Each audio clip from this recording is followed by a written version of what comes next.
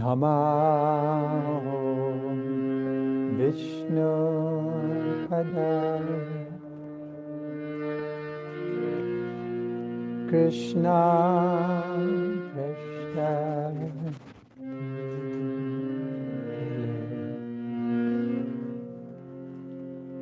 Srimate Bhakti Vedanta Swami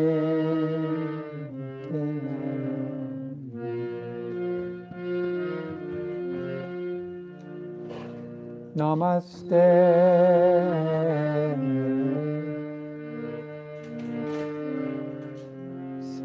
Saraswati Devi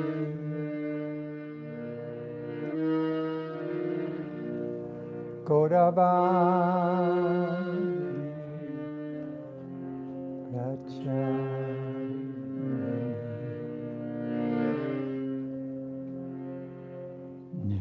Nirvishesha Shunya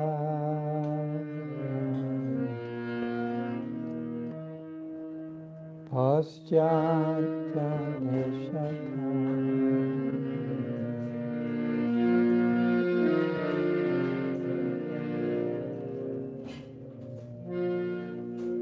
Jayase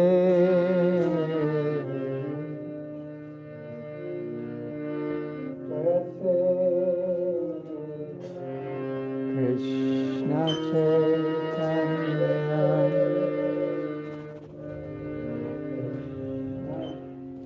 Prabhu Nityananda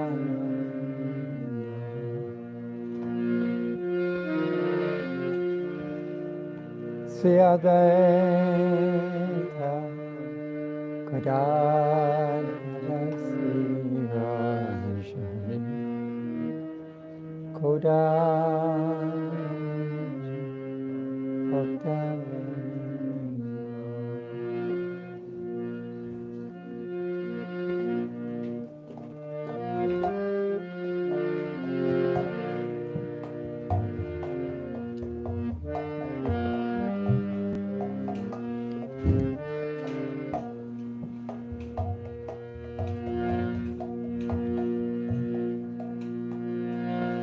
Hare Krishna Hare Krishna Krishna Krishna Hare Hare Hare Rama Hare Rama Rama Rama Hare Hare Hare Krishna Krishna Krishna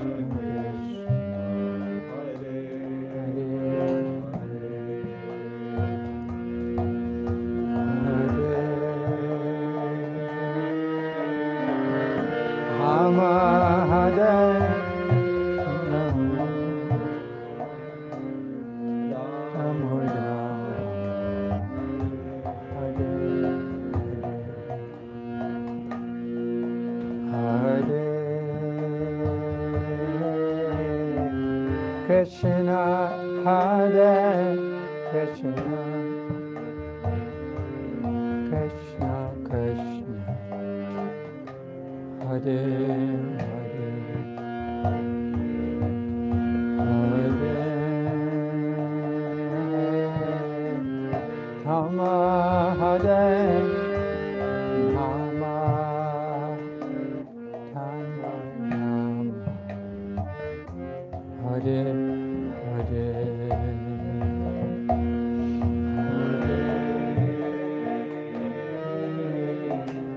Krishna Hare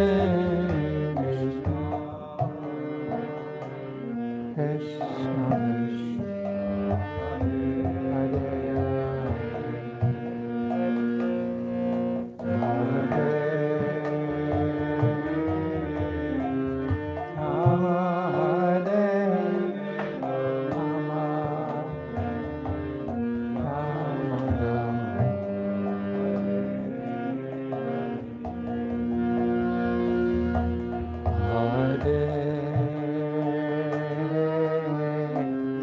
Krishna, Hare Krishna, Krishna Krishna, Hare Hare, Rama Hare Rama, Rama Rama, Hare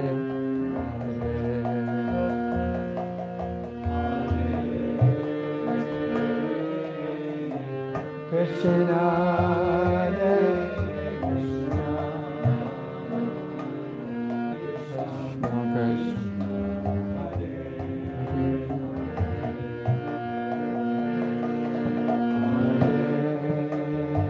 Krishna, Rama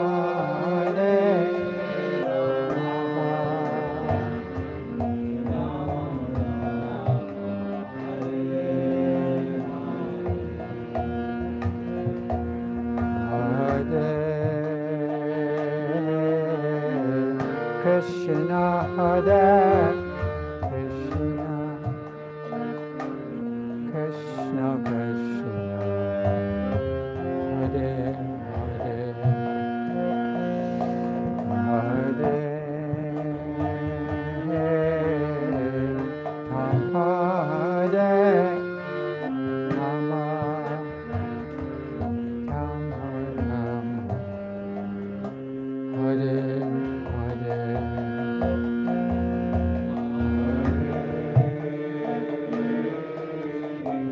Krishna, Hare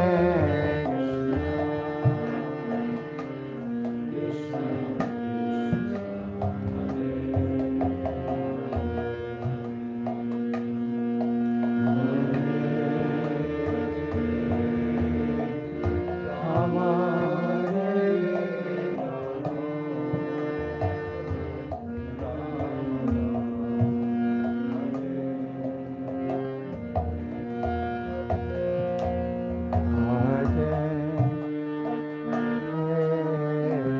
Krishna, Hare Krishna,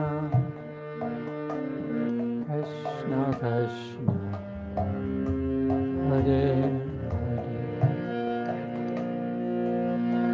Hare Rama, Hare Rama, Rama Rama, Hare Hare.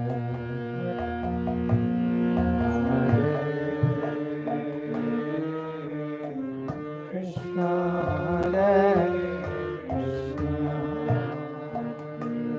Krishna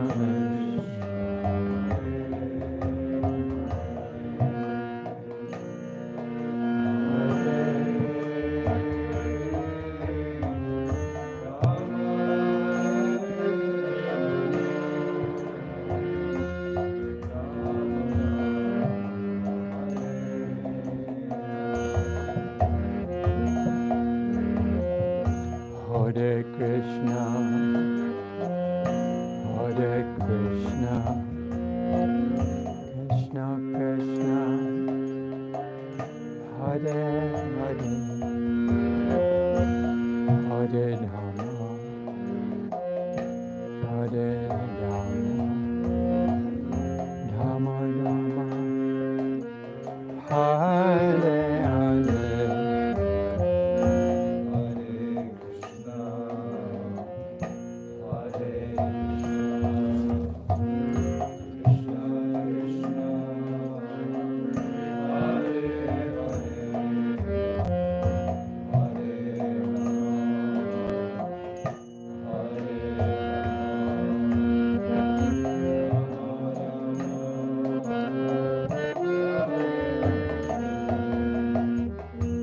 Hare Krishna,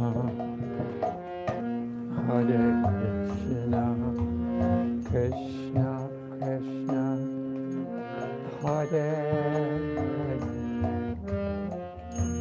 Hare Rama,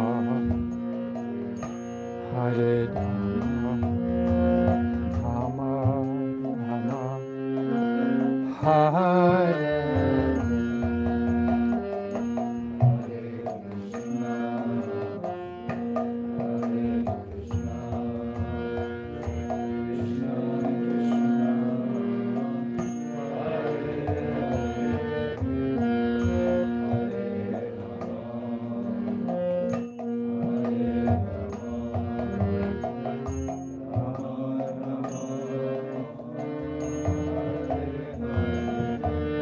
Hare Krishna, Hare Krishna,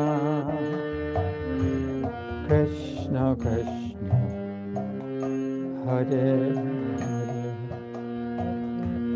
Hare, Hare Rama, Hare Rama, Rama Rama, Hare Hare,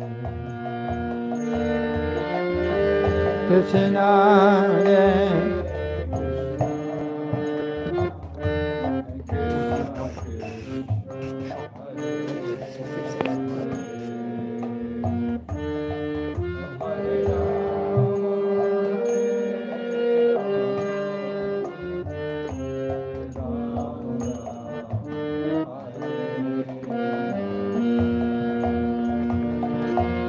Hare Krishna, Hare Krishna, Krishna Krishna, Hare Hare, Hare Rama, Hare Rama, Rama Rama, Hare Hare, Hare Krishna, Hare Krishna, Krishna Krishna,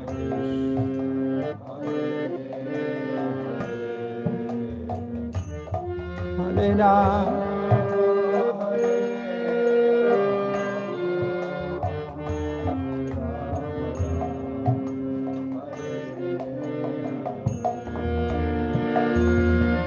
Hare Krishna, Hare Krishna, Krishna Krishna, Hare Hare, Hare Rama, Hare Rama, Rama Rama, Hare Hare, Hare Krishna, Hare Krishna, Krishna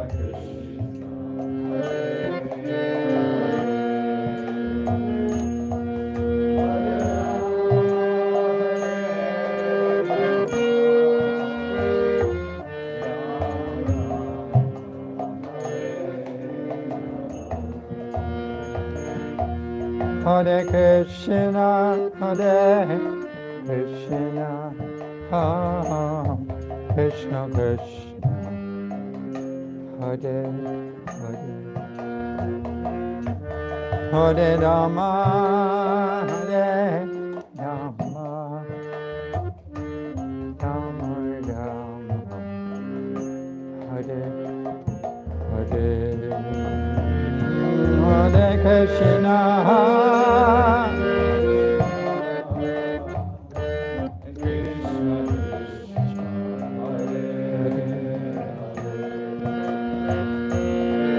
Hare Rama, Hare Rama,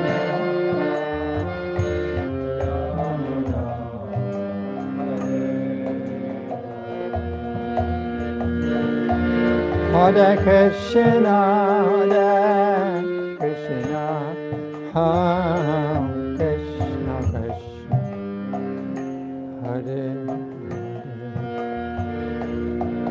Hare, Hare Rama, Hare Rama, Rama Rama, Hare Hare, Hare Krishna, Hare Krishna, Krishna Hare Hare Rama, Hare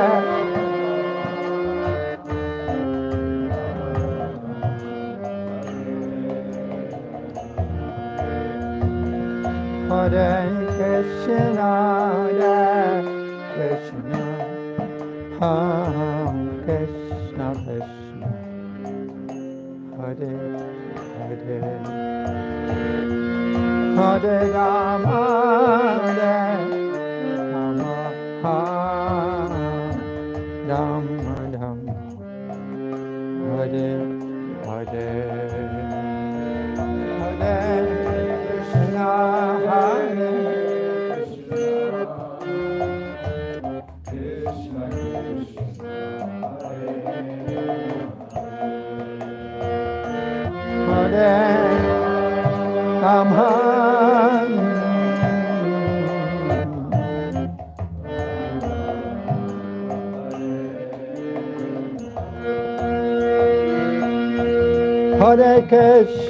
Hare Krishna, Krishna Krishna, Hare Hare, Hare Ram, Ram Ram, Hare Hare.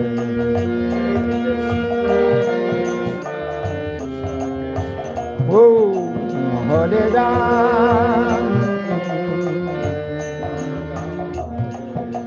Hare Krishna, Krishna Krishna, Hare Hare Ram, Ram Ram, Hare Hare.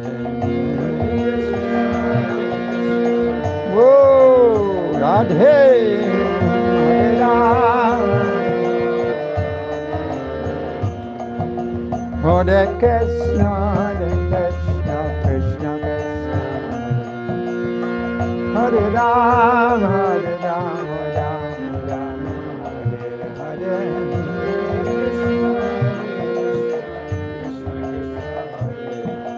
Hare Ram, oh, Hare Krishna, Krishna Krishna, Hare Ram, Hare Ram, Ram Ram,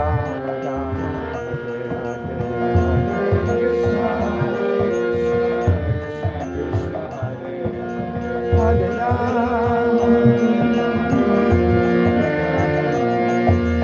Hare Krishna, Krishna Krishna, Hare Hare, Hare Ram, Hare Ram, Ram Hare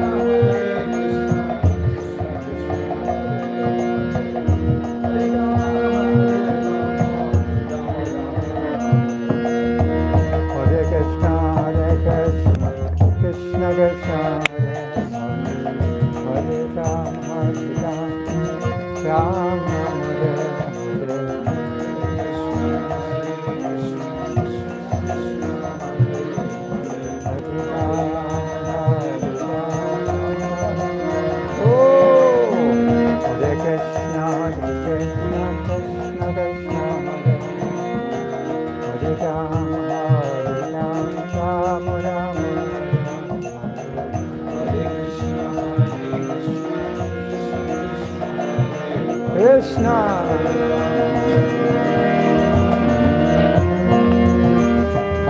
Krishna, Hare Krishna, Krishna Krishna, Hare Hare Ram, Hare Ram, Ram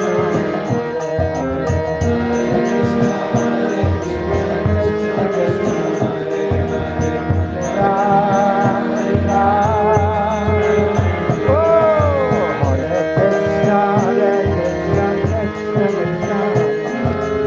Krishna, Hare Ram, Ram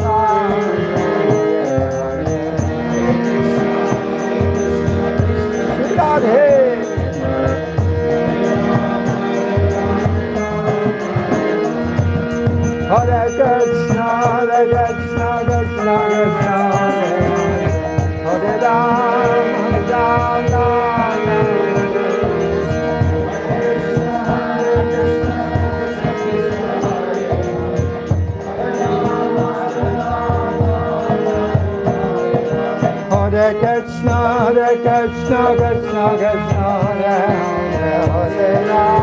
Hare Ram, Ram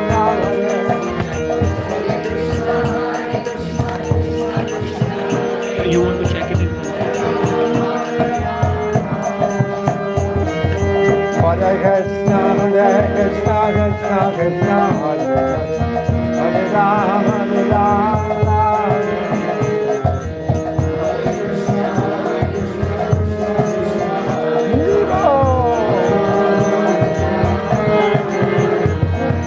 Hare Krishna, Krishna Krishna, Hare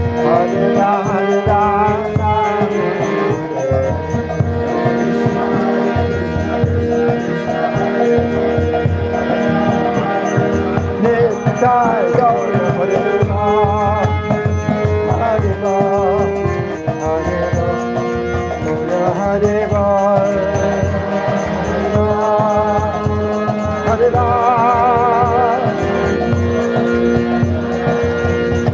Jai Gaur Harima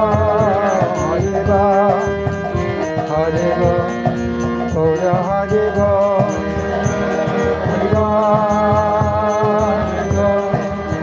Hare Ram, Jaya Gaurani Jai, Gaurani Jai, Gaurani Jai, Gaurani Jai, Iko Gauranga, Jaya Gaurani Jai, Gaurani Jai, Gaurani Jai, Gaurani Jai.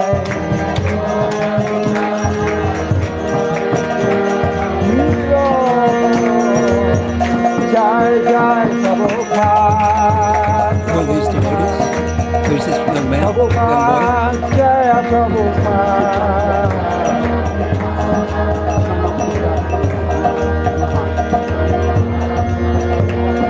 Jai Jai Prabhupada. Prabhupada, Prabhupada, Jai Prabhupada.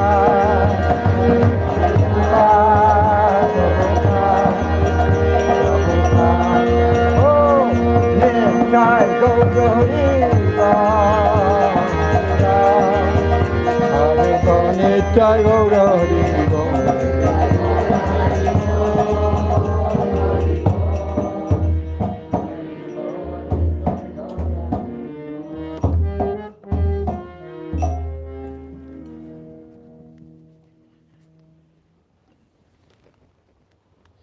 Can everyone please move forward? There are more people coming.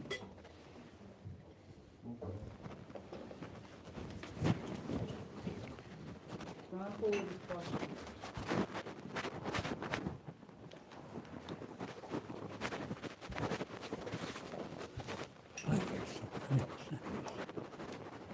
This is a forward-moving movement. Movement of the people. Hmm? Movement of the people.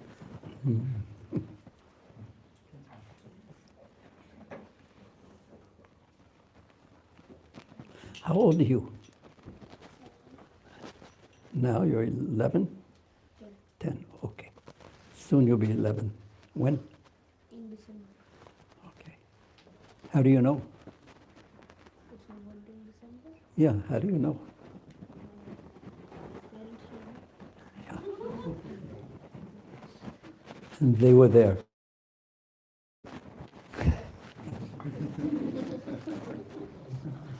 Om Snupadaya Krishna Pastaya Utale Srimati Bhakti Vedanta Swamini Tinamane Namaste Saraswati Devi Gauravani Pracharane Nivase Shasundari Prashakyate Siddhara Om Ganitaminandasya Janajana Salakaya Taksu Samilatan Jaina Tasmai Sri Gurave Namah Sri Caitanya Manubhistam Stapitam Jaina Bhutale Sayam Rupakadamayam Dadati Saapadatika Vansakopatrudascha Kripasandhavevacha Patitaram Paminebhyo Vaishnavebhyo Namo Namah Sri Krishna Chaitanya Prabhu Nityananda Sri Advaita Gadadhara Srivasari Gaura Bhaktivedanta Hare Krishna Krishna Krishna Hare Hare Hare Ram, Ram Ram, Hare Hare. Hare Krishna. So we're continuing to hear from Srimad Bhagavatam about, in chapter 11 of Madhya Lila, when all the devotees from Bengal who had so much love for Sri Chaitanya Mahaprabhu, who had been with him day after day, night after night, in Navadvip, in Mayapur, when they would have kirtan together, and in the association, in the presence of Sri Chaitanya Mahaprabhu, the whole spiritual world opened up. The spiritual realm who is clear and obvious, and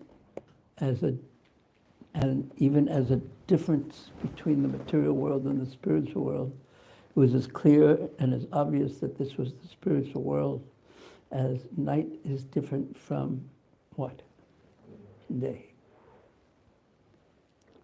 This is actually the depths. Hare Krishna. Any question? Question? Question? Yes.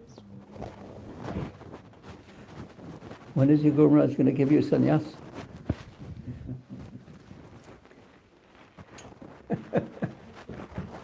Hare Krishna.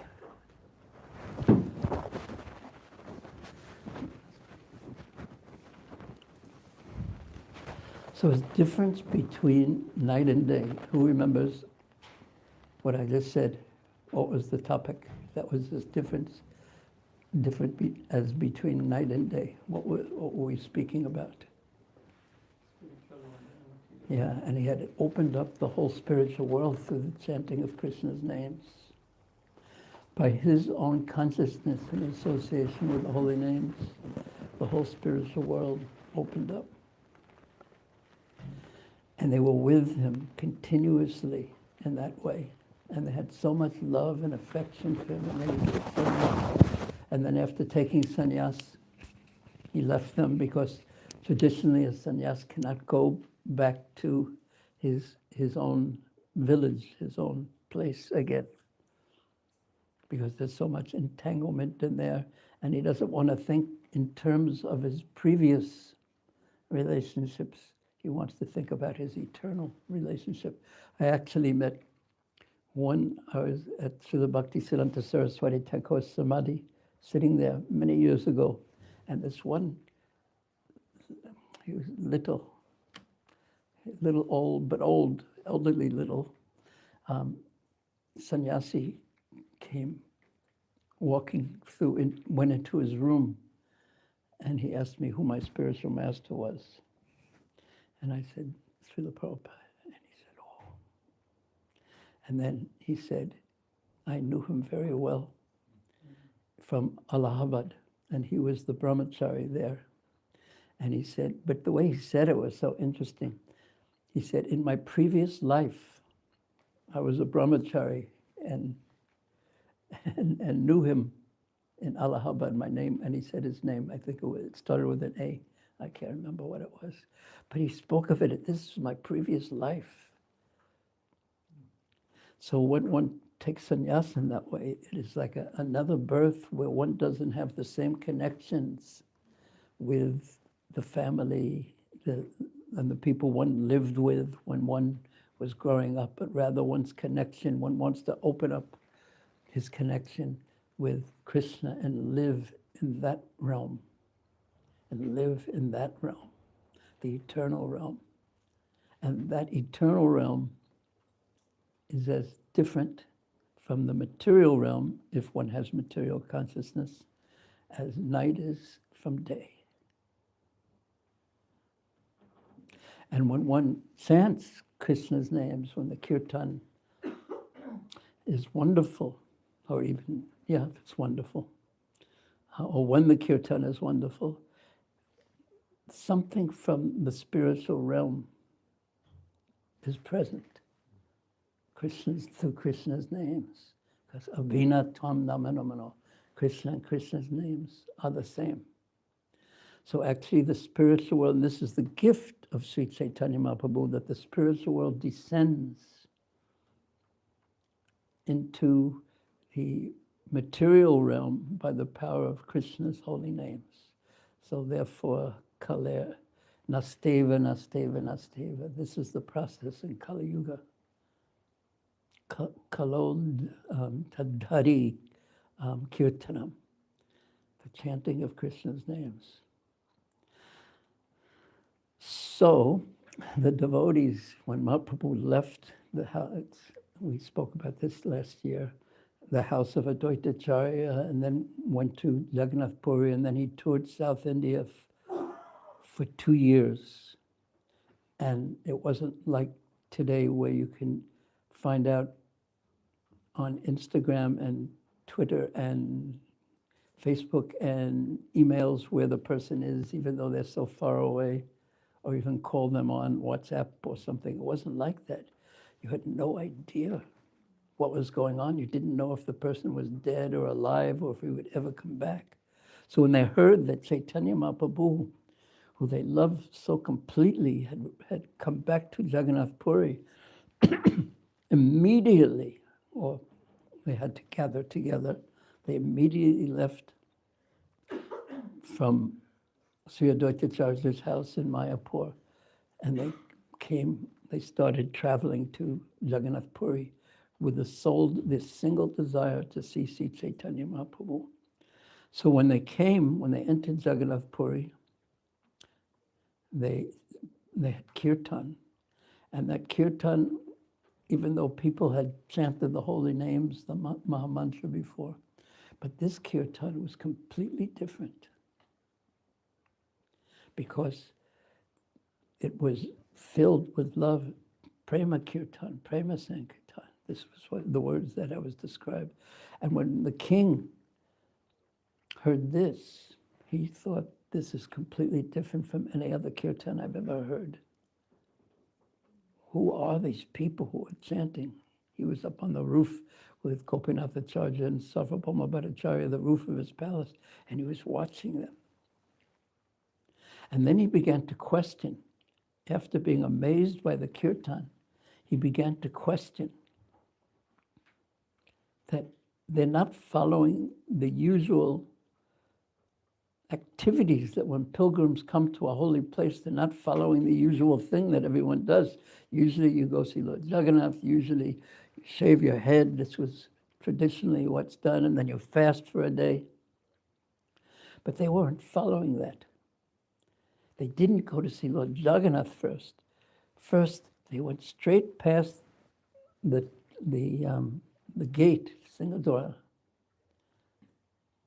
the gate to go into the Jagannath temple. They went straight past that. Have you been to Jagannath Puri yet? No. Would you like to go? Yeah. It's quite wonderful. Have you ever had Jagannath Mahaprasadam though? I think so too. If anyone has some Jagannath Mahaprasadam, we should give this young lad some just to make sure that he can say, yes, I've had it.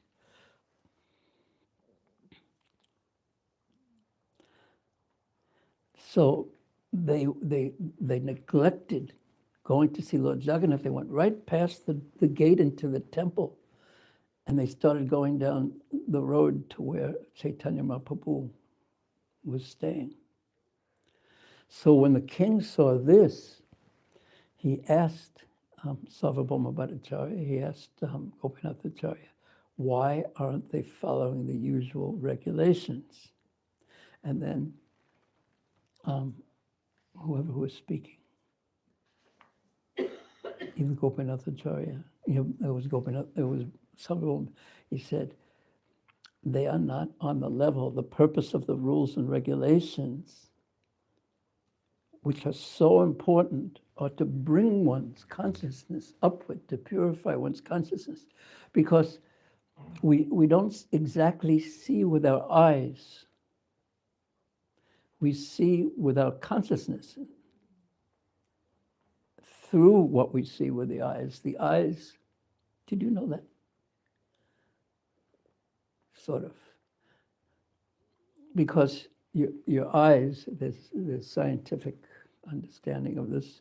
There's millions of, I don't know what they're called, but millions of stimulations on the retina every second. But there's no meaning to them. It's the mind that interprets them.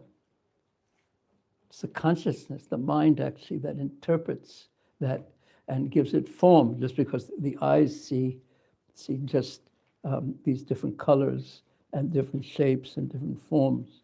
But then the mind says, this is a book. It conceptualizes it, it places it into a category. That's one of the functions of the mind, is to place what is experienced into a category. Like if one sees a snake immediately the mind places it in the category of danger. But if we have an eagle's mind, when the eagle with eyes sees the same snake, he places it in the category of enemy and of food. And if a mouse sees a snake, he doesn't usually see him first. He's caught by him. So in any case, seeing, so it was the purpose of the rules and regulations is to make our consciousness as clear as possible, as we can. That means as much sattva gun, the mode of goodness, as we can. That's the purpose of the rules and regulations. Why we eat this, why we don't eat that, why we do this, why we don't do that. And so our consciousness can become in sattva gun, which is so rare. The mode of goodness is so rare in Kali Yuga, in this time in which we're living, because rather than goodness being propagated by the society as very important, rather ignorance and passion. And according to which modes of material nature that we have, goodness, passion, we will see completely differently, because again, we don't see with our eyes, we see with our consciousness. And say if I had blue sunglasses, this blue, not the frame's blue, but say if the sunglasses, the glass was blue, I would see everything as blue. And if my sunglasses were red, I would see everything as, and if my sunglasses were yellow, I would see everything as yes. But that's not the object. It's just the way I'm seeing it according to the covering over my eyes. So similarly, according to the covering over our consciousness, goodness, passion, ignorance will perceive the world in one way or another. And when our consciousness is in goodness, then ultimately sattvam sanjayate gyanam. You can actually perceive, if your consciousness is in goodness, you can actually perceive yourself as eternal. And if your consciousness is in passion, it's always this way. I want to do this, I have to do this, I have to do this, I have to do this, I have to do that, and after I do that, I have to do this and this and this and this. It's so difficult to carry around a consciousness like that, just filled with unlimited desires, because we have unlimited desires and passion, but we only have a limited capacity to fulfill them. So frustrated always, unfulfilled, that now I have to do this. There's never a time that's peaceful, and without peace, there can't be happiness. And therefore, everyone keeps lists of all the things they have to do and trying to get rid of them all, so that finally I can be peaceful, but that list never ends. You've noticed that? I've also noticed it too. And then we feel, when we check off something from the list, we think, oh, I've done something. But to check off everything so I can finally do what I really want to do, it never happens. And then we think, oh, let me go on vacation. But then by the time you come back, the list is 5 times as long. And then it's even, I'm getting tired just thinking about it. And then when you get tired, that's the covering of passion. It's do, I want. And then there's tamagun, the mode of ignorance.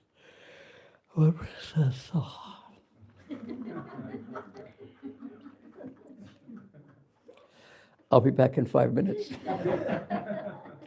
And just, I can't do anything. You're laughing, Radharaman. It's not funny, I'll tell you. So you can't perceive anything at all, practically speaking. And when you act in the mode of ignorance, you know what the result is? It explains in the Bhagavad Gita. Do you know?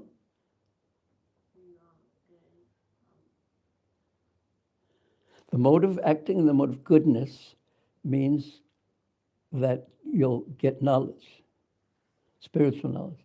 Acting in the mode of passion means you'll increase your desires. And acting in the mode of ignorance, it brings one deeper and deeper and deeper into ignorance. Because one feels so sad inside, then one takes some intoxication of some sort to get rid of the unhappy feeling, and then one gets deeper and deeper into ignorance and unhappiness. So the rules and regulations of when you go to a holy place are to bring us not directly to Krishna, but to elevate our consciousness, purify our consciousness, clean our consciousness, so that we can be in goodness. And then in goodness, then we get the result ultimately. You go to Sudasattva, from Sattva going to Sudasattva, and then the result ultimately, the ultimate result is love for Krishna. That's actually the goal. Prema, Paramartha, Mahan. Love for Krishna is the goal. So these devotees weren't exactly following the rules and regulations because they had already achieved love for Krishna. So Maharaj Prataparudra had asked, why aren't they following the rules and regulations? And Sarvabhauma Bhattacharya explained this point. They had so much love. It's like asking a person who has $100 billion, why isn't he interested in getting $10? He neglects the things that we do to get $10, because he already has billions and billions of dollars. The person who loves Krishna, he has everything. He's fully satisfied. And for that person, he's not even in the material world when it appears that he's in the material world, because he sees even matter. Vishvaporna Sukhayate, he sees matter as Krishna's energy. He sees Krishna in that. Yomam Pashyati Sarvatra. For one who sees Krishna everywhere. That is done when one has prema bhakti, love for Krishna. So Sarvabhauma Bhattacharya is explaining to the king that explains that also that Mahaprabhu is the Supreme Lord, and that they love him, these devotees love him, and that's loving the Supreme Lord. And unless one gets the mercy of Caitanya Mahaprabhu, Sarvabhauma Bhattacharya himself, a great scholar, he was very skeptical about Sri Caitanya Mahaprabhu being the Supreme Lord. He was ready to accept him as a great devotee, but he couldn't see him as the Supreme Lord, Radha Krishna Nayanya. But then Mahaprabhu decided, he gave him mercy. And by that light of Mahaprabhu's mercy, then his consciousness was fully illuminated, and then he could see Chaitanya Mahaprabhu as Krishna. So the king said, instead of visiting the temple of Lord Jagannath, all the devotees are running towards the residence of Sri Chaitanya Mahaprabhu. Chaitanya Vashigrihe Chalita Dan. They went, and dhana means running. They weren't just, now it's time to go to visit Sri Chaitanya Mahaprabhu. They were so eager. This was born, their eagerness was born of their love for him. They couldn't, it's not like they said, should I walk or should I run? Oh, I think it's probably better that I run. No, in their eagerness, their wanting to get there, they ran as fast as they could. What makes you run towards something? You don't have to say, but think, what is it that makes you run towards something? Not walk, or very, very eager. What is the thing that you're most eager for in this world that makes you run?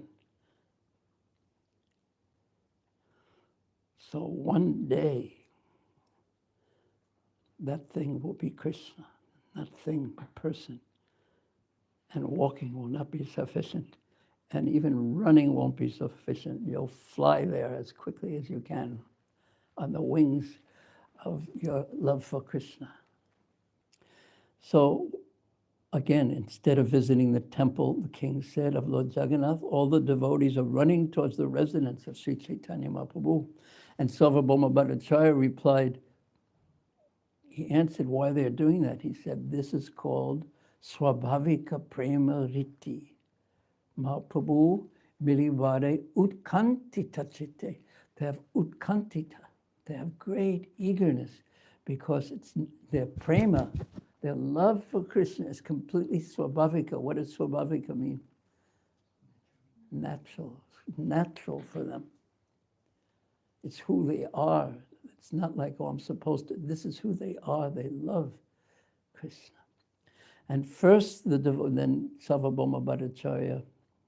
So here's the translation of Srila Prabhupada's translation. Sarvabhauma replied, this is spontaneous love.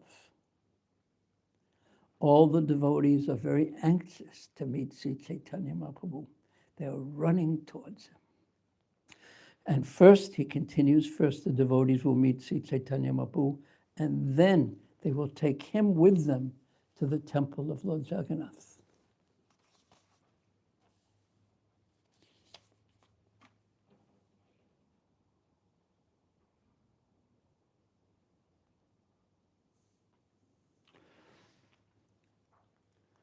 Then the king replied, the son of Bhavananda Roy, named Vaninath, along with 5 or 7 other men, went there to obtain the remnants. Let's see, did I get this?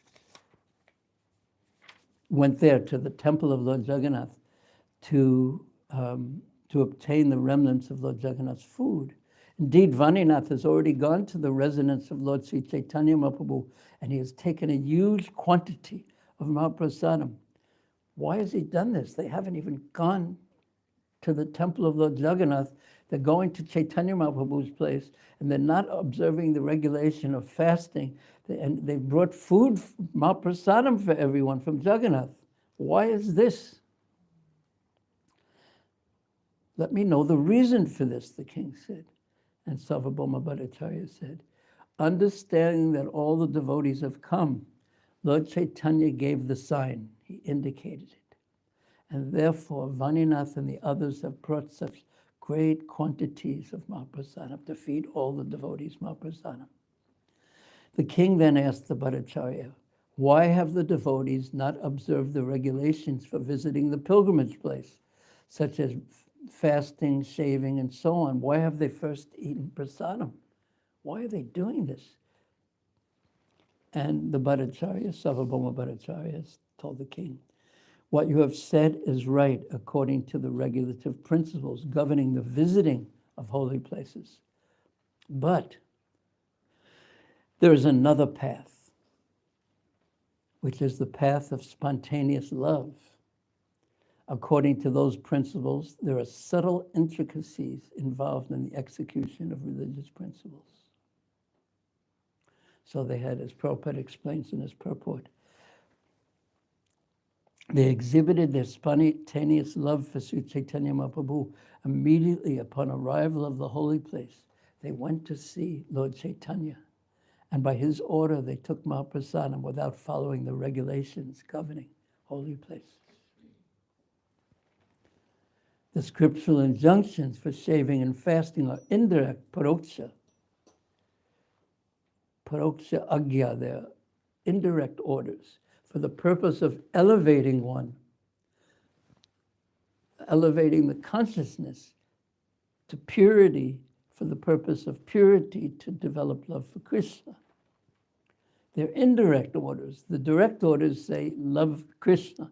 The indirect orders are do this, do that, so that love for Krishna will gradually develop. So these, the scriptural injunctions for shaving and fasting, are indirect orders of the Supreme Personality of Godhead. However, you can think of it this way, that one shaves, one doesn't eat, and one goes to see Lord Jagannath, because usually whatever one does in the material world, what I do is I'm the center of it. Everything is done based on what I want, what makes me happy. And I'm the center, I'm the center, I'm the center. So these things are done to prepare our consciousness that this is pleasing to Lord Jagannath. I may not like it. It may be inconvenient for me. It may be austere for me. But this is the way it's done, so I'm eager to see Lord Jagannath, and this is what's pleasing to him.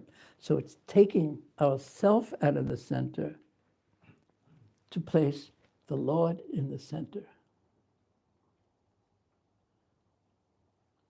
which is so hard for a conditioned soul. In fact, it's impossible for a conditioned soul. We can't say, from now on, I'm going to place Krishna in the center, and I'm going to do everything for his pleasure. We can't even do that for 5 minutes or even 1 minute, because that's what it means to be a conditioned soul. It means ahankara. It means false ego, the illusion, the imagination that I am the center. And no matter how we try to be the center, it's just not possible, because the universe refuses to cooperate with that desire that I'm the center of everything. So Sarvabhauma Bhattacharya explains to the king, the scriptural injunctions for shaving and fasting are indirect orders of the Supreme Personality of Godhead. However, when there is a direct order from the Lord to take prasadam, naturally the devotees take prasadam as their first duty, because that's what's really pleasing to him. You do what is pleasing to him. When Mahaprasadam is not available, there must be fasting. But when the Supreme Personality of Godhead directly orders one to take prasadam, neglecting such an opportunity is offensive. When Sri Caitanya Mahaprabhu was distributing prasadam with his transcendental hand, who will neglect such an opportunity and accept the regulative principles of fasting? Previously, the Lord gave me Mahaprasadam, Sarvabhauma Bhattacharya was saying, because one time Sarvabhauma Bhattacharya, after he just had his heart changed by Mahaprabhu, he was just got up from bed, and he hadn't cleaned himself or brushed his teeth even. And Caitanya Mahaprabhu came and offered him, here is some Mahaprasadam from Jagannath. And Sarvabhauma Bhattacharya, being a strict follower of the rules and regulations, which say that you should be in a clean state, so your consciousness is right, so that you understand this isn't just food, it's Mahaprasadam. You're considering that. Then after you've bathed and after you've done this and that, then you take it. But when Caitanya Mahaprabhu came and said, here's some Mahaprasadam, the Supreme Lord himself, would you take it? Yeah. So did Sarvabhauma Bhattacharya. And Mahaprabhu was so happy, because it showed that he had given up the indirect things, whose purpose was to get the direct thing in service of the direct thing itself, love for Krishna.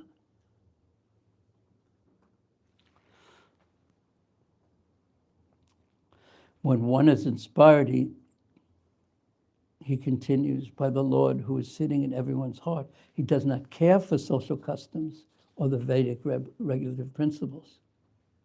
So we dutifully have to say that we shouldn't imitate, and that Srila Jiva Goswami explains in Bhakti Sandarbha that for the devotees on the path of bhakti, they're following the rules and regulations is completely different from non-devotees following the rules and regulations.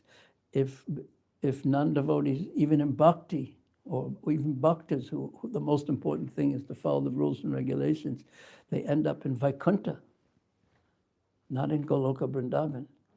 But the devotees, they're not interested in Vaikuntha, they're interested in loving service to Krishna in Vrindavan.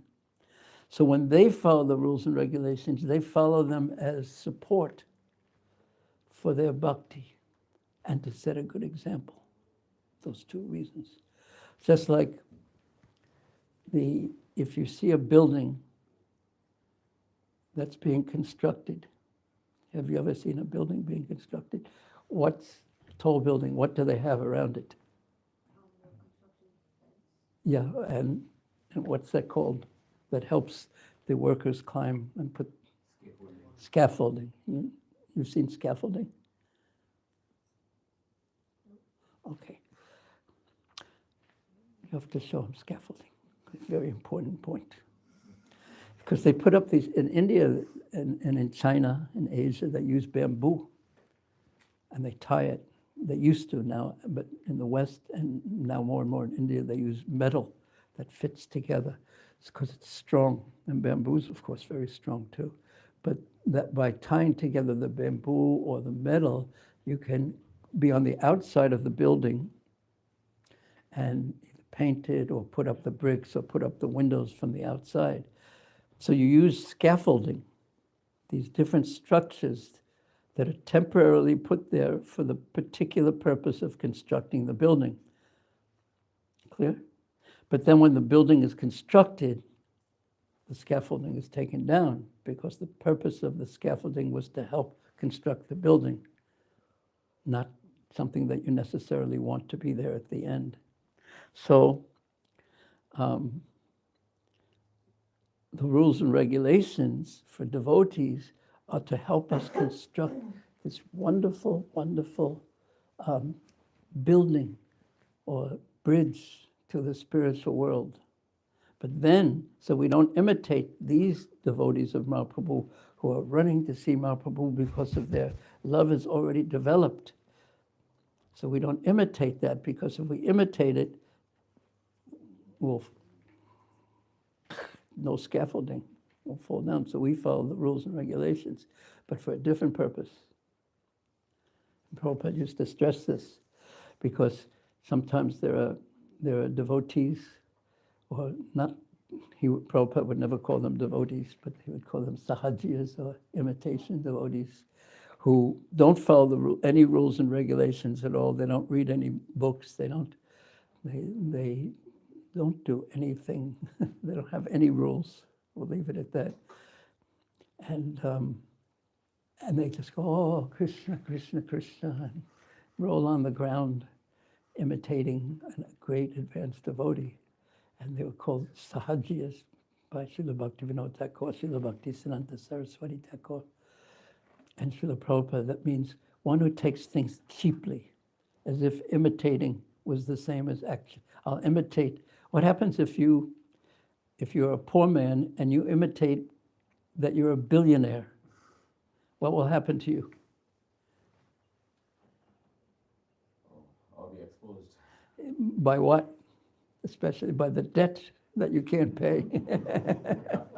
They'll come and lock you up. So eventually, the imitation doesn't help. So Mahaprabhu came down from the top of the palace to the ground and called for Kasi Misra, his assistant, and the inspector of the temple. And Maharaj Pratapuja then told Kasi Misra and the temple inspector, provide all the devotees and associates of Sri Caitanya Mahaprabhu with comfortable residences, convenient eating facilities for prasadam, and convenient visiting arrangements of the temple so that there will not be any difficulty. Because Gopinath Acharya originally, earlier on, he had come to see the king, and it's so interesting a point that the king had a great desire to see Caitanya Mahaprabhu. And he asked Sarvabhauma Bhattacharya, please arrange a meeting. And Sarvabhauma Bhattacharya said, no, I can't do that. He's a sannyasi and he won't see a king. So the king Do you know what it's like to be a king? When you have all this power and money? Does anyone? And you can do whatever you want. And when you want something and someone says no, you don't like it at all. I'm the king. That's called abhiman, that self-concept. I'm the king. So Sarvabhauma Bhattacharya said, no, Mahaprabhu won't see you. So as a king, he would naturally be quite upset. Maybe he would be upset with Sarvabhauma Bhattacharya because he's the one bringing him the message from Chaitanya Mahaprabhu, but he'd be mostly upset with Chaitanya Mahaprabhu for not seeing him. But rather than that, Gopinath Acharya came right after Sarvabhauma Bhattacharya said, no, he won't see you. He said, could you provide residences and facilities for all the devotees of Chaitanya Mahaprabhu? So, okay, think. Here's the king. He's just been refused. And the last thing, he can't get what he wants. Do you sometimes get in that kind of mood when you don't get what you want? Yeah. Do you? You too? What is it? What would you call that? In one word, how would you characterize that mood? Hmm? Huh? Sulky. Okay, some people get sulky. Huh? Resentment. And what comes from that? Anger, yes. Angry. And then if the same person who says no to you says, could you do me a favor? Now, what is likely gonna, I mean, you're asking me, you just said no to me and you're just asking me for something? But so the king part of him was actually conquered by the devotee part of him. So after seeing the devotees of Mahaprabhu, this was his answer. Provide all the devotees and associates of Sri Chaitanya Mahaprabhu with comfortable residences, convenient eating facilities for prasadam, convenient visiting arrangements at the temple, so there would be not any difficulty. And then he said, the orders of Sri Chaitanya Mahaprabhu must be carefully carried out. Whatever he wants, whatever he says he wants, must be carefully carried out. But listen, this gets even more interesting. Although the Lord may not give direct orders, you still carry out his desires simply by understanding his indications. Just if he subtly hints that he wants something, it's my order to you to fulfill that desire. So that means that the person who is telling this to, Kazi Misra, who's the temple commander, he has to be completely tuned into the mind of Sri Chaitanya Mahaprabhu and filling his desires. So because usually we're involved only in our own minds and trying to get our own desires fulfilled. So he's giving Kazi Misra the order to be so completely tuned in to the mind of Sri Chaitanya Mahaprabhu that without him even saying anything, if he says something, follow it immediately. But even if he indicates something, I wonder what Lord Jagannath is eating today. Or sometimes Prabhupada, or in Vrindavan actually, so much of the dealings between Krishna and the devotees, especially the gopis, just by eye movements, subtle movements. Sometimes Krishna would wear a flower over this ear, and that would mean one thing.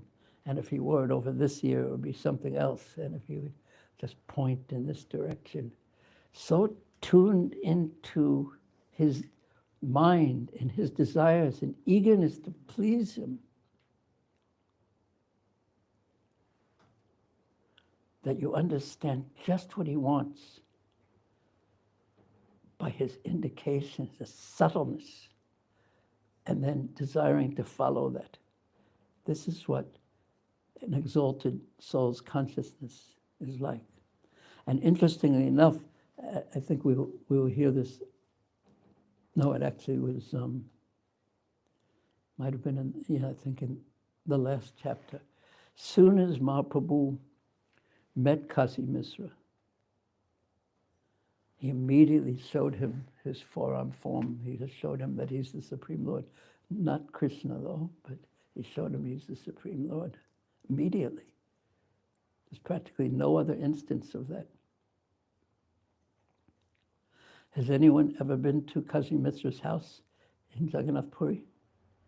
This is the Gambhira. You should go. Have you been?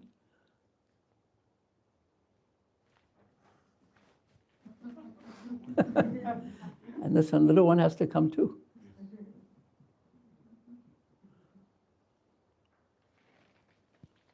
Simply by understanding his desires. Saying this, the king gave them permission to leave. Sarvabhauma Bhattacharya also went to see the assembly of all the Vaishnavas. And from a distant place, so Sarvabhauma Bhattacharya and Gopinathacharya, they were on the roof of the king, and the king said, now you can go. Still, he's the king, so you can't just walk out of the king's presence. He has to give you permission to leave.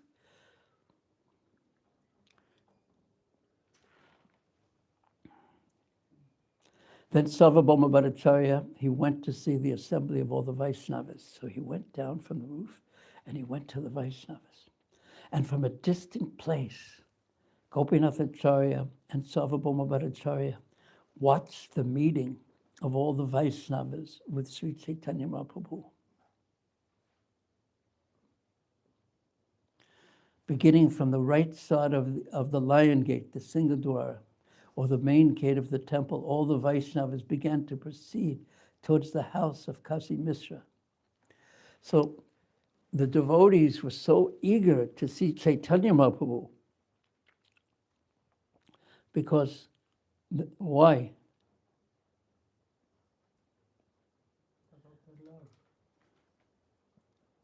Had so much love for him, yeah? Yeah, so that love was increased.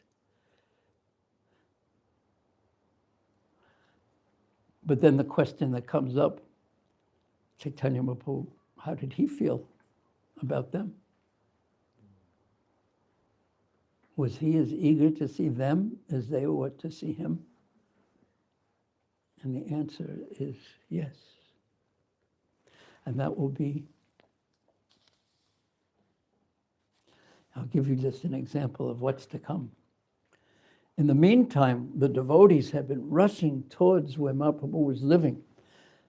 Sri Caitanya Mahaprabhu, in the meantime, accompanied by his personal associates, which means Govinda and Swarup, he met all the Vaishnavas on the road with great jubilation. Do you know what jubilation means, little one? You know what jubilation means? Should I tell you? Would you like to know? Do you know what it means? I think it means like happiness. Yeah, but there's like happiness, and then one level above happiness is very happiness, very happy, and very, very happy. And when, like the top kind of happiness is called jubilation. So happy, too much happiness, so happy, overflooding with happiness, with joy. So Mahaprabhu, he met the Vaishnavas with great jubilation, great joy. First, Advaitacharya offered prayers to the lotus feet of the Lord. He prayed to the Lord, and the Lord immediately didn't just like accept his prayers. He embraced him in ecstatic love. Prema alingana. Prema means love. Alingana embraced him with great love. He was so eager to see him and so much affection. Indeed, Sri Caitanya Mahaprabhu and Advaitacharya displayed agitation due to ecstatic love. and seeing the time and circumstances, because they embraced and they were so much ecstasy, but then they looked around and everyone was staring at them. So, seeing the time and circumstances, however, Lord Chaitanya Mahaprabhu remained patient. He took his emotions and kept them inside. After this, all the devotees, headed by Srivas Thakur, offered prayers to the lotus feet of the Lord. And the Lord, Advaitacharya had offered prayers, and then the Lord in ecstasy embraced him. Srivas Thakur and all the devotees offered prayers to the Lord's lotus feet because they knew he was the Supreme Lord. And the Lord embraced each and every one of them in great prema alingana, again, in great prema and ecstasy. So what, little one, what does jubilation mean? Do you remember? What? Very, very, very, very, very happy. Too much happiness. The topmost happiness.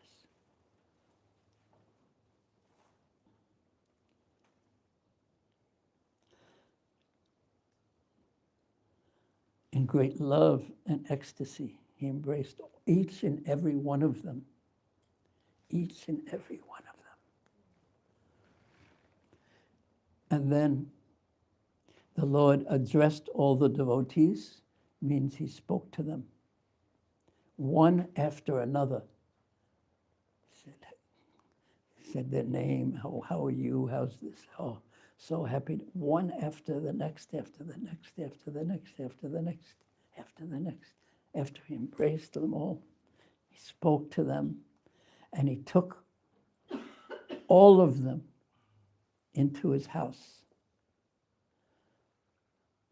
So there were maybe 200 devotees, and his house, it was basically a room. So what do you think would happen if you had 200 of your friends in your room? What do you think it would be like? Yes. Yes, that's what it was like. So since the residence of Kasi Mishra was insufficient, all the assembled devotees were very much overcrowded. But now here's a question for you. Now, if they loved Chaitanya Mahaprabhu so much, and Chaitanya Mahaprabhu loved them so much, and they were so happy to meet, and they all came into his house. He said, come to my house, come. And they all fit in his room. It was overcrowded. Do you think they were saying, oh, this is overcrowded? It's too much. I got to get out. No, I don't think so either. They were just so happy to be with him. And when we get disturbed by little things, it means that our heart is not filled with love of the big things, the most important things.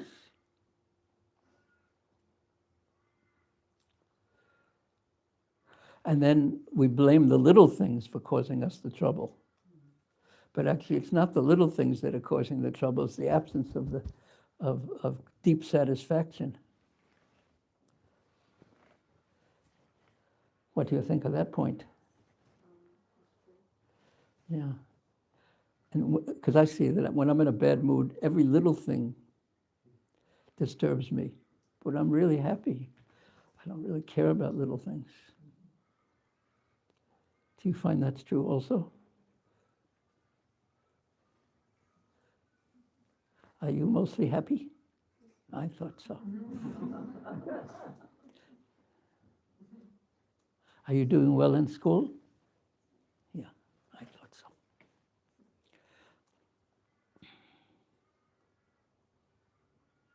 It was very overcrowded. And then what did Sri Chaitanya Mahaprabhu do? They had met outside. Now they all were crowded into his room. And he made all the devotees sit at his side. And since there were 200 of them, I don't know how he made them all sit at his side, but that's what Kaviraj Goswami says. Some of us here sit, but he made them feel, you sit, please, you sit, just sit near me. So intimate. And then with his own hand, he offered them garlands and sandalwood pulp. Everyone, he put a garland on them. Just exchange of respect and affection.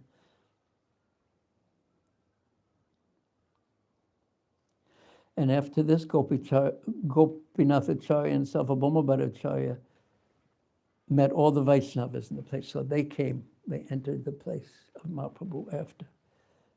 And they didn't, Sarvabhauma Bhattacharya had never met the devotees, so somehow Gopinathacharya knew them because they were he was from Mayapur, Navadvip. So another flavor was added to the mix. And Sri Caitanya Mahaprabhu, in front of everyone, he addressed Advaitacharya Prabhu. He said, "My dear sir, today I've become perfect because of your arrival." And Advaitacharya Prabhu replied, "This is a natural characteristic of the Supreme Personality of Godhead. Although he is personally complete and full in all opulences, he takes transcendental pleasure in the association of his devotees, with whom he has a variety of eternal pastimes." Now, one by one, the Krishnadas Kaviraj is going to describe how Mahaprabhu deals with many of the devotees. But here's the first thing. Now, what did you hear there? Okay, I'm going to read it again. This was the first personal dealing that's described. Mahaprabhu said to Advaitacharya that just by your being here, that has brought me so much happiness. Now, there's an important philosophical point that's going to be made, but it's made in a subtle, indirect way. And then Caitanya Mahaprabhu, Mahaprabhu said to Advaitacharya that I'm perfect because you have come. And I'm so happy that you have come, basically. And I'm feeling so satisfied. Purna. So the word is Purna. Purna means complete. So without you, I'm feeling incomplete. But now that you've come, I feel completely perfect and satisfied, complete. Something was missing without you. So what an expression of love. But he's the Supreme Lord.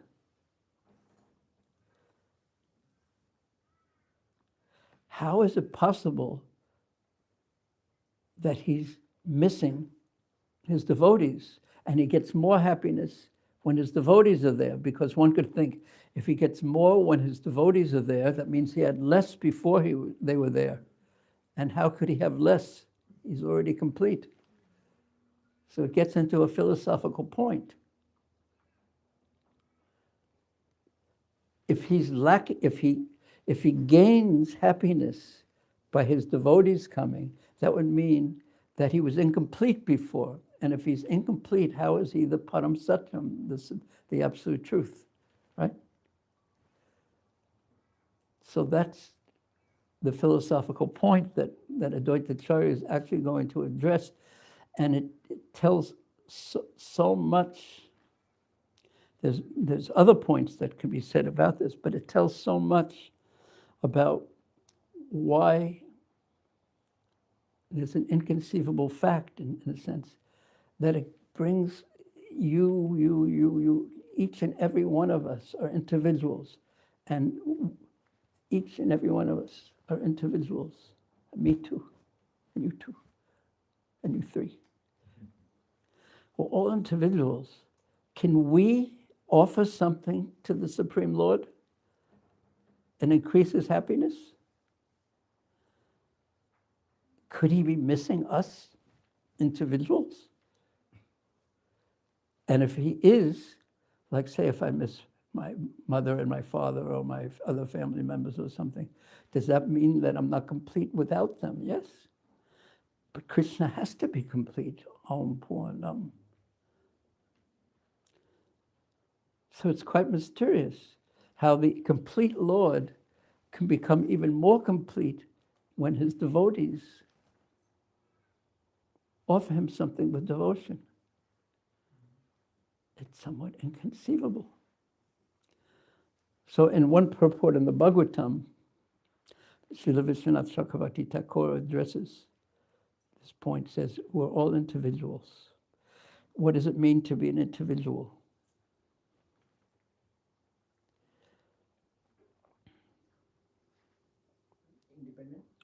Independence is one characteristic. What does it mean to be an individual? Yes. Unique. That's more, yeah. Free will, more closely independent. You were going to say unique characteristics. Unique, you have unique characteristics. That means, and we see it clearly with individuals, you have something, a characteristic that no one else has. Otherwise, you wouldn't be an individual. Even if there are two twins, do you have a twin brother? Do you know anyone who has a twin brother or sister? Do you know anyone? Do you know anyone? Yeah. Are they exactly the same? They're kind of the same and kind of different. Yeah. So even though, so everyone is an individual. They're individuals, even though they're twins. We say they're twins, but they're not actually. Twin means like duplicate. They're not actually duplicates, right? They're something the same, but something different. What are their names? They used to, Yara and Yara something like that. I forgot the names, but like, well, when I was in year 2, I can't remember exactly. Oh, yeah. And it was clear to you, even that when you were little, that they were different from each other, even though they were the same in many ways. So everyone is an individual. That means that everyone has something that no one else has. And that something that no one else has is meant to be offered to Krishna. And no one else can offer that something that no one else has to Krishna other than you.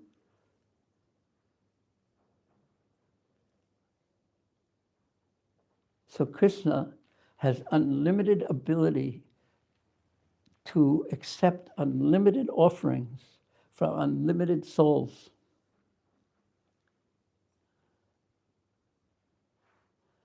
And his ecstasy is always growing. But since those souls are also his energy, it's nothing outside of himself, so he's not incomplete. So it's a little philosophical. So anyway, Advaitacharya says, in answer to that I'm feeling more perfect when you've come. Now I'm Purna, now I'm complete. Meaning I'm missing you before that. Something was missing without you here. What did Advaitacharya feel when he said that?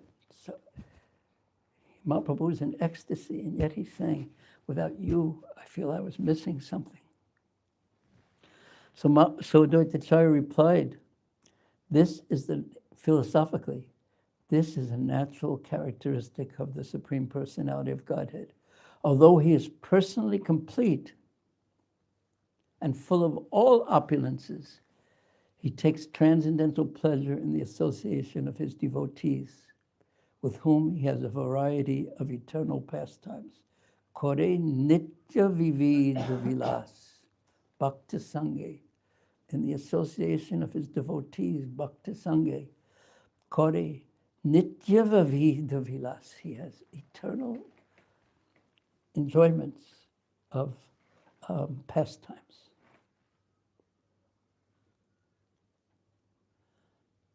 I find that very interesting, intriguing, and deep. Okay, we should end here and still have a few moments for questions. Because the next person that Mahaprabhu is going to speak to is Vasudev Datta. You've spoken first to Advaitacharya, then to Vasudev Datta. Thank you. Any questions? Yes. Or comments? Hare Krishna. Thank you for the wonderful class. There were 2 or 3 questions which I had. We'll start with one. Thank you. The first was, how do we know? Start with the easiest one. So, when you were talking about the eyes as a tools, right, to see, and consciousness is the actual thing which helps us to observe and see, right? So, one thinking which I was kind of an example which related to my mind was while Kumbhakarna was asking for benediction, and Devi Saraswati sat on his tongue and asked instead of Indra for a Nidra.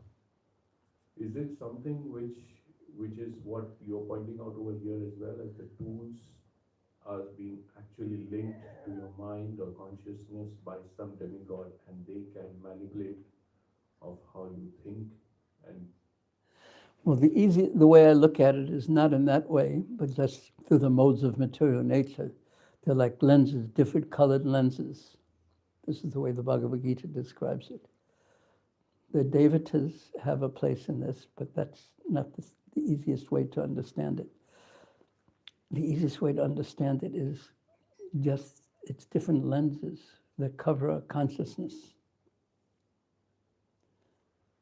And it's not just either yellow or blue or red. There's different mixtures of that.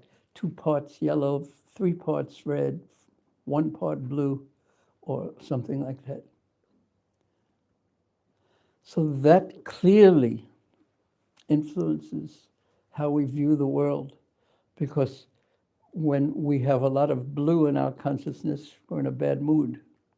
And when we have a lot of red in our consciousness, we just want everything to move out of the way. And when something is in the way, like a traffic jam, it's so interesting how in different cultures they deal with traffic jams in different ways. In India, they don't. What do? I want it from a person from that place. What do they do in India? sometimes they do the opposite, like in cases where there's red, they will go. Okay, but traffic jam specifically. Yeah, traffic jam. Yeah, what do they, jam, Yeah, they would be wiggling out. they wiggle, and the motor scooters would go like this and like this and like this, and everyone would be honking, even though there's nothing, it doesn't help. Yes. The one is not everybody honks. We had this rickshaw driver, instead of honking, he was going Radhe Radhe, and we said Radhe Radhe. That's a spiritual place. But you saw traffic jam there. Vrindavan, there's different rules apply, because it's a different place. And in Australia, what do? They simply wait for each other. They wait. United States, they shoot people. Why are you in my way? Different places have different ways of dealing with it. In India, when the train, at least in Vrindavan, I don't know if you saw this one, say if a train is going by and they put down the barriers so no one can come. So you're on this side of the road and the people on the other side also can't come. But in Vrindavan, all the people go onto the side of the road on the other side. You follow what I mean? Because there's two sides of the road. This way you're going this way, and this way you go that way. So if the barrier is there, everyone stops here, but then all the cars go on to this one, on both sides. So then when the thing goes up, it's so exciting because there's chaos. And no one, seems like no one gets angry. They hunk and someone will get out of the car and go, you move this way, you move that way. Somehow or another it works. Better than shooting everyone anyway, for sure. Did I answer your question? Okay, now next level. Yes, how do we know if someone is in that spontaneous love? As you said, there are a lot of people who imitate that spontaneous love movement, and if we know them, it's easy to say that maybe it is the case, give them the benefit of doubt. But if you don't know them specifically, But one thing is, it's very rare, spontaneous love. And Srila Bhaktisiddhanta Saraswati Thakur, who said that even if a tear came to his eye, he would very quietly hide it. And how many times did Srila Prabhupada exhibit his internal consciousness? So people who exhibit it often have maybe some ulterior motive. So devotees are a bit skeptical. that leads to my next question is then if someone is like in the legal stage, in the legal group, they say that it's better to give mercy to 9 people who are actually criminals than punish one who is innocent, right? So if you see such people with those spontaneous love, you might be skeptical and say that just maybe. Okay, I have an answer to this already. If in the legal profession they say it's better to let, I mean, everyone may not agree with that, but say it's a point. I never heard it before, because it's a point of mercy. We don't want to punish someone who is undeserving of being punished. Okay, so who's going to decide? Is it like everyone has to decide whether this person is guilty or this person is innocent? Is it? Not decide, but how you respond. No, I know, but I'm bringing to the legal point. So who is the one that decides? The judge. It's neither the lawyers nor the common people. And so in this case, we should, they don't have it here, but in the United States, there's an accounting software called MYOB. You know what that means? Mind your own business. Yes, exactly. Mind your own business. So it's not our business to like judge, no, this person should be like this and he's not. We just mostly we know ourselves and understand our own platform and let the dealings of others be for the judge. It's between them and Krishna. Unless it's your position to deal with something, we don't deal with it. It's not like we have to have an opinion about every person and everything. We have to know what our own service is. If your service is the judge, then you have to judge. Yes, but if you see someone, yes, okay, you may not follow them and everything, but like if someone like, for example, Srila Prabhupada or someone similar to that comes, and I give the chance to offer my obeisances to Yeah, them. but we being should offer. skeptical.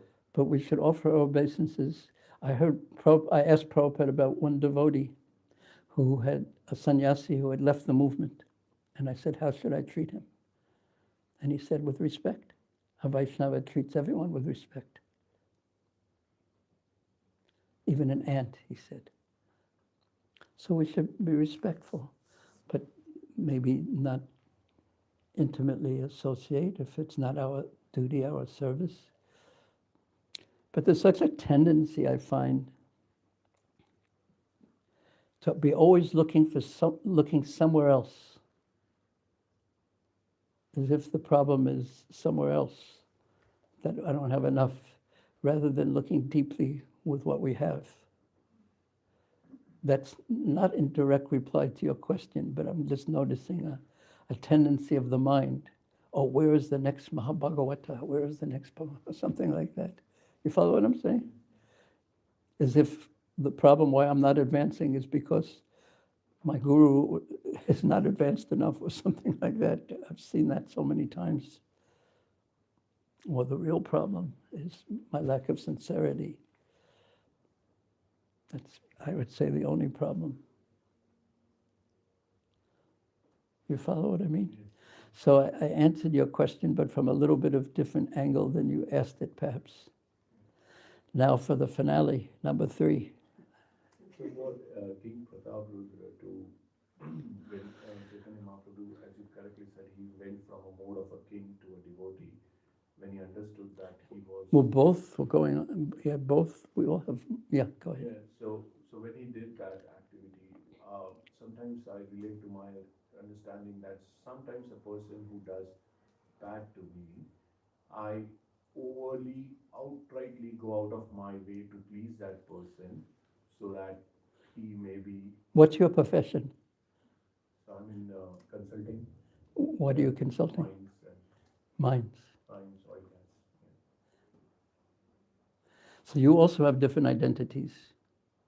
You have a devotee identity, a father identity, a husband identity, and a consultant identity. And you don't mix them all the time either. I try not to. Yeah. I mean, you can't.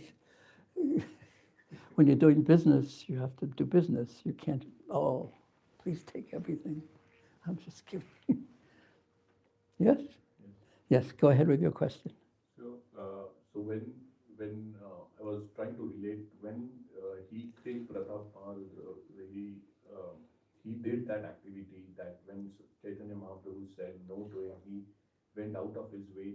No. Like not his normal king nature. He left his normal king nature and took the He had a naturally good heart, Yeah, but for me, a devotional heart. that's not a normal activity because I wouldn't do that, right? For as I'm seeing it from my lenses, Yes. I would not do that. Okay, how does that make you feel when you realize that? About king. No, someone who's devotional. Yeah, I would aspire to be that person. Okay, you aspire. I'm taking it, okay, you would feel humbled that this is what it means to be a devotee, and I'm so far from that. So that's being, what do they say, that conscious of one's incompetence is the first step. That's called humility. Yes, go ahead with the question. So when he did that switch from being a king, like he was, as you said, it came naturally to him. He didn't have to do anything. You didn't have to switch. Yeah, but for me, I have to switch, and sometimes I switch for the wrong reason. That person was supposedly not a very pleasant person, but out of that mood to switch, to try to change the person's attitude towards me, I kind of go out of my way to do that. So how do I decide when it's the right time to go out of my way to do that? And Well, it's not just well, materialistic. from the looking at it from the spiritual point of view, or you can look at it from the material point of view. From the material point of view, it's both selfish, but you're talking about diplomacy. So, okay, you want business, so you do what's good for your business. But from the spiritual point of view, you think I shouldn't do that. It's not good for my spiritual life. I should serve the person, actually. And serve him may take different forms according to your relationship with him, who you are, what your own advancement is. From the material point of view, you're just acting practically. From the spiritual point of view, you should say no. Do you feel happy when you do that, or you feel like you're a hypocrite from the spiritual point of view? And do you like feeling like you're a hypocrite? So don't do it. And then when you find yourself forced by the modes of material nature to do exactly what you know you shouldn't do, then you think, I've done it again. I'm such a rascal. Instead of calling him a rascal, call yourself a rascal, please.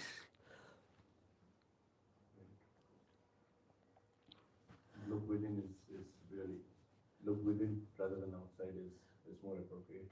When from the spiritual point of view, but if you look within when you're doing business, you'll just lose all your money. And you won't be able to take care of your dear family. So how to act practically, the balance between practical and theoretical is always tricky.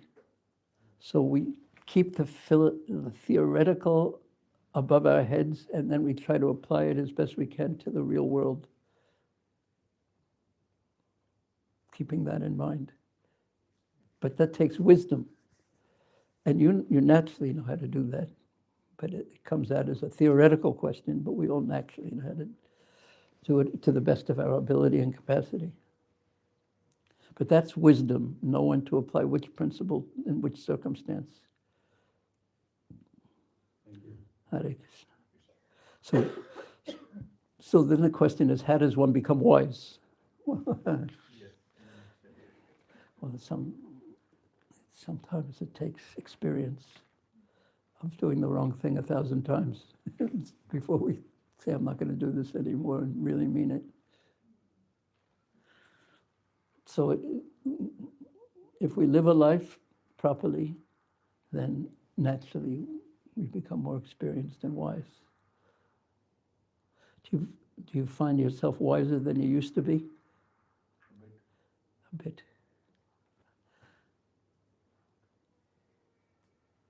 So sometimes when we think we're going forward towards the goal very slowly, we have to look back and see how far we've come. Have you come? Otherwise we can get discouraged. And yeah, there's so much more to say on this, but we won't. One last question, if anyone has one last question. Do you have a last question, little one? Do you have a question?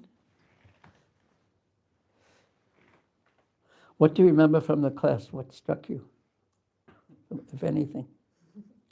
The indirect orders and the direct orders from Krishna. Mm-hmm. Thank you.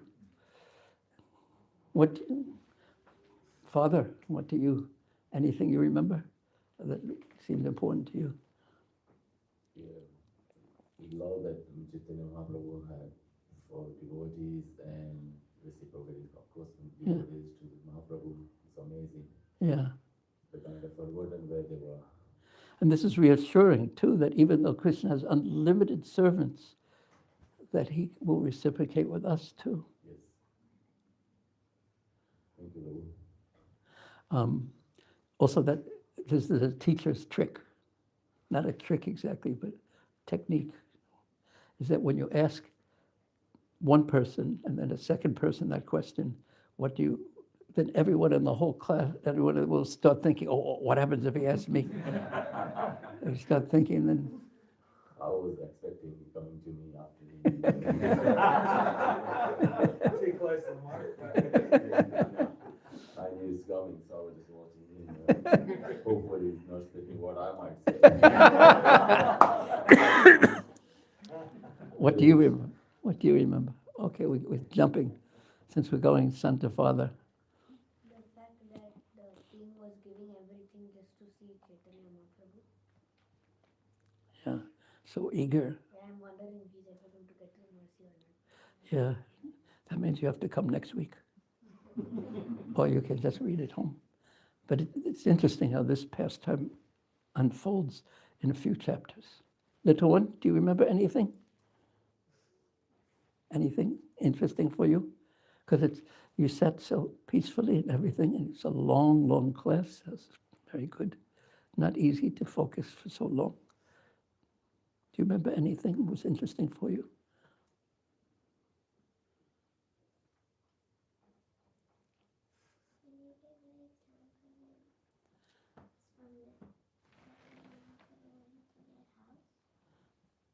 And everyone fit in? No. Yeah. Maybe to your mother. It's like how we wait to meet the Lord. The Lord also waits for the devotees with the same, get the same happiness, same empathy.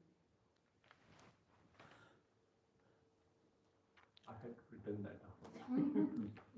I have a bad memory, but I think the one statement which you made. But at least you remember that you have a bad memory. I think the sentence which struck me from the whole class is, when we get disturbed by small things, it is the absence of the deep satisfaction of big things. I think that's very true, and I can relate to it every day of my life.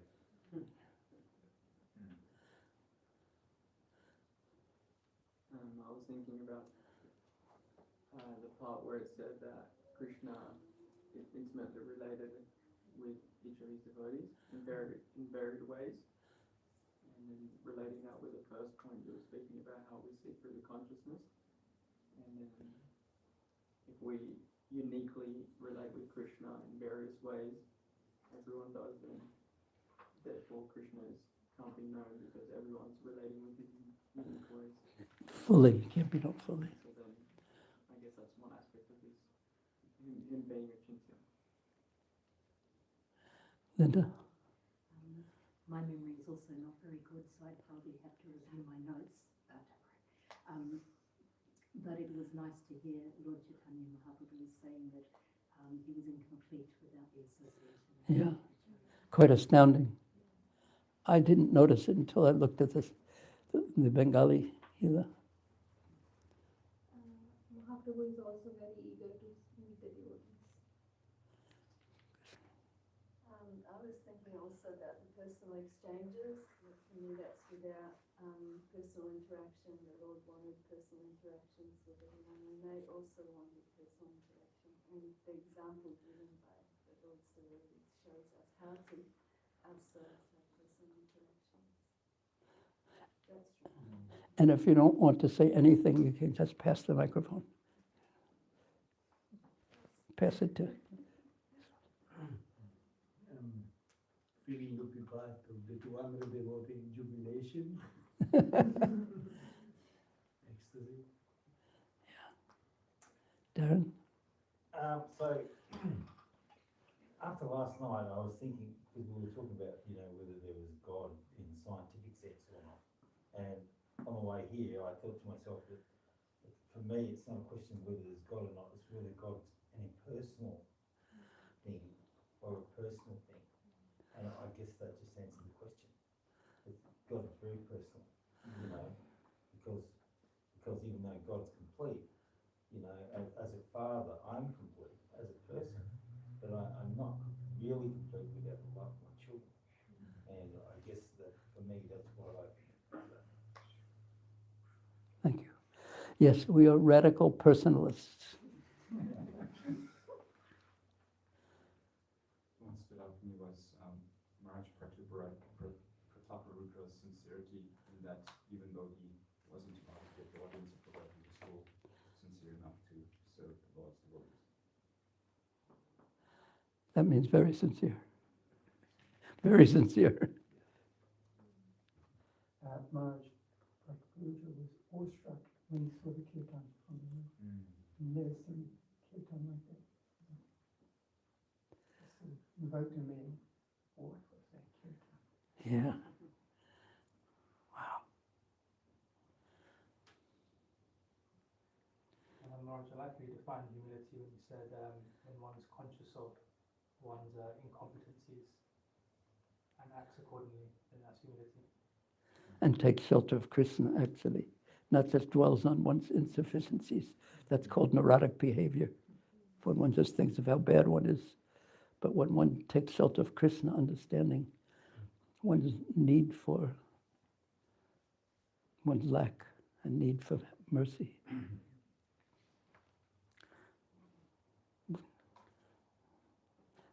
You don't have to say anything if you don't want. I just particularly like the decided to take Pushadam before take bath. Most deep. Well, as Krishna says, Bhagavad Gita, and as Patra Pushpam, offering love and devotion. But in this case, Radha Krishna combined as Radha Mahaprabhu. He personally coming and serving the devotees, giving the Pushpam, different learning exchange between the Lord and the devotees. That's very, very deep.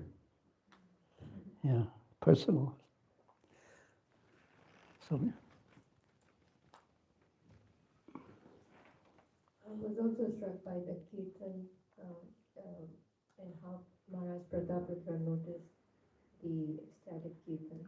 That helped me realize that how it was not very common, as I understand, but it is Caitanya Mahaprabhu who has launched this kirtan, this kind of special gift. Wait, if you'd like to say.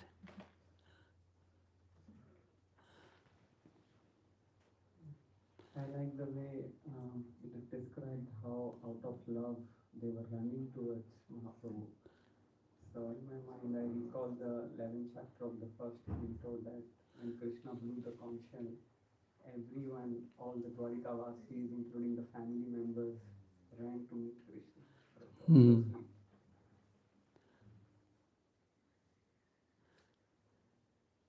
I got a lesson, Guru Maharaj today, rather than that. So, how to be humble when you have a large crowd.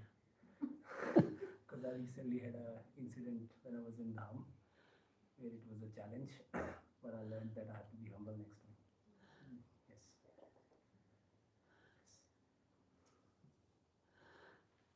All my family members ran quickly, lest I hand them the microphone. Oh no, one she's hiding. Both of them hid. Caitanya, would you like to?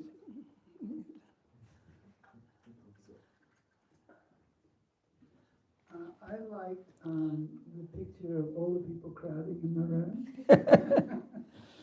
and how nobody was going to give up, and the different ways that you deal with traffic jams in different cultures. And I was told by a person who lives in Gurgaon that in Delhi and Gurgaon they have tremendous traffic jams, but everybody's very conscious of how to manage to get through, and so they'll give way to each other because they're looking, oh, this one goes there, then that one can go there, and so on. So they manage their traffic jams in a particular way. But in Vrindavan, not one person will budge 1 inch. Even if they're jammed tight as anything, it would just take one person to move to get the traffic to go again. No one will move. He said the traffic jams in Vrindavan are horrific. To give way, everyone has Yes. to keep going. And they said, "You give way." Yes, you give way. No, you give way. So I was picturing all the devotees. No one was going to give way. Is Alita there? I noted the thought about the comments about hearing, seeing through your consciousness rather than your eyes. So, Yeah. and that's something that practical that can be applied. Yeah.